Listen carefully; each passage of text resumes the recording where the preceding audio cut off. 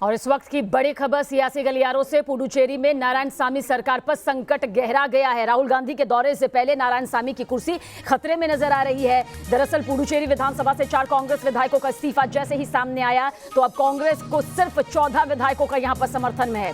नारायणसामी के 2 मंत्रियों समेत 4 विधायकों ने पार्टी छोड़ दी है, पार्टी से इस्तीफा दे दिया है। 4 विधायकों के इस्तीफे से वी नारायणसामी की सरकार जो है वो मत में आती हुई दिखाई देती है। राष्ट्रपति ने उपराज्यपाल किरण बेदी को भी हटा दिया है। तो इस वक्त की बड़ी खबर, किस तरह से वी नारायणसामी की जो सरकार है वो अल्पमत में है। 4 विधायकों के इस्तीफे के जाने के बाद विधानसभा की जो अंकड़े हैं सियासी तौर पर कुर्सी को जो मजबूती देते हैं वो डोलते हुए नजर आते हैं।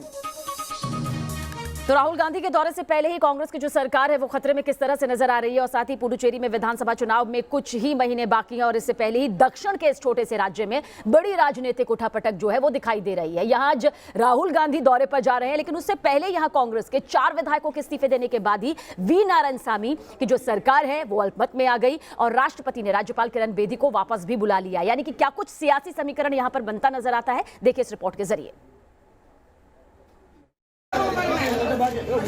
पुडुचेरी में कांग्रेस विधायक जॉन कुमार ने जैसे ही इस्तीफे का ऐलान किया, वी नारायणसामी की गठबंधन सरकार पर संकट के बादल और गहरे हो गए। कुछ दिनों में एक के बाद एक 4 विधायक कांग्रेस से इस्तीफा दे चुके हैं, जिसमें से नारायणसामी सरकार में मंत्री रहे नमस्वयम और ई टिपी नदान बीजेपी में अब शामिल हो चुके हैं। बीजेपी के आला नेता लगातार पुडुचेरी का दौरा कर रहे हैं और माना जा रहा है कि इस चुनाव से पहली बड़ी संख्या में कांग्रेस नेता बीजेपी में शामिल होने वाले हैं।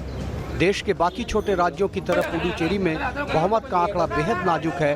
30 सदस्यों की विधानसभा में कांग्रेस ने 2016 में 15 सीटें जीती थी। इसके अलावा कांग्रेस की सहयोगी डीएमके को 3, जबकि विपक्षी दल एआईएनआरसी को 7 और एआईएडीएमके को 4 सीटें मिली थी।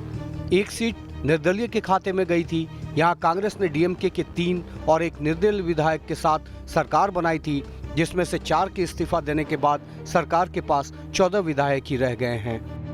लेकिन मुख्यमंत्री वी नारायणसामी को अब भी बहुमत का भरोसा है और उन्होंने विधानसभा भंग करने से इनकार कर दिया है।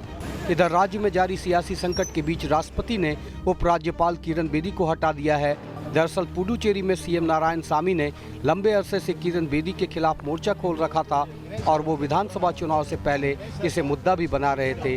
बेदी को हटाने के फैसले को नारायणसामी ने अपने दबाव का असर बताया है। Only after that, now the government of India, due to our pressure, they have removed her from the lieutenant governorship, and this is a great victory for the people of Puducherry because she has been relieved by the willpower of the people of Puducherry. She hampered the growth in the state of Puducherry by her attitude in blocking all the welfare schemes. Now the people of Puducherry will teach a lesson to the BJP in Puducherry state. Puducherry में तेजी से घूम रहे सियासी पहिए के बीच आज कांग्रेस नेता राहुल गांधी का दौरा है। राहुल आज यहां सोलाई नगर में मछुआरों को संबोधित करेंगे और फिर भारतीय दर्शन गवर्नमेंट महिला कॉलेज में छात्रों के साथ संवाद करने वाले हैं। लेकिन पुडुचेरी के मौजूदा घटनाक्रम ने राहुल के दौरे में रंग में भंग डाल दिया है। Team news nation.